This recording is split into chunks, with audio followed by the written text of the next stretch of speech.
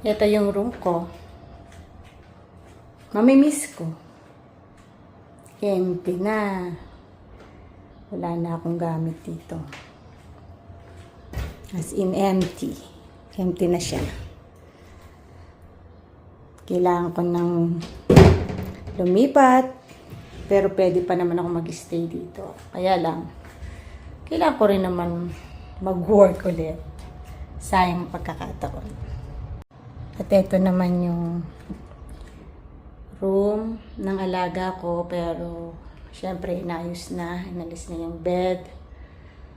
Yan. Pero may gamit pa siyang iba dyan. At itong bed na to is para sa apo in case na uuwi sila. Ito naman yung dating room ng alaga ko dahil nagpalit sila ng anak. Ito.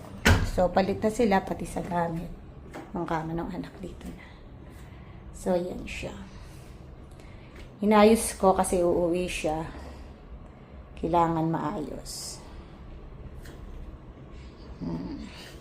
Uwi siya ng Tuesday. Hindi na kami mag-aabot kasi sayang naman yung oras ko. Maghihintay pa ako. Ito naman yung banyo namin with labahan at the same time. Isang dumihan at ito yung isang maliit na CR. So, kailangan malinis lahat bago ko umalis. So, ito yung kabuuan ng bahay na tiniran ko ng 4 na taong mahigit. Salamat sa Haku family. Siyempre na hindi naman ako itinuring na iba.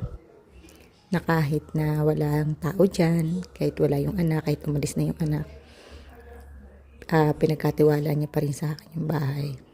Hindi niya ako pinaalis hanggat hindi ako nakakita ng bago kong lilipatan. Kasi alam niya wala akong flat.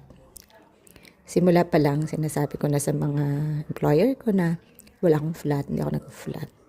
So, luckily naman, pag namamatayan naman, hindi naman agad ako pinaalis.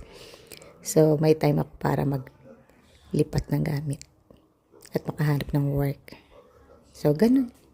Dito nga sa bahay na to, gusto nila, diyan nga lang ako sa Tel Aviv para mabibisita ko. Kaya lang, okay naman po dito sa napuntahan ko. Medyo malayo, hindi na Tel Aviv, pero at least, alam ko, okay ako. Okay ako dito. Ipon-ipon na lang, tiis-tiis na lang.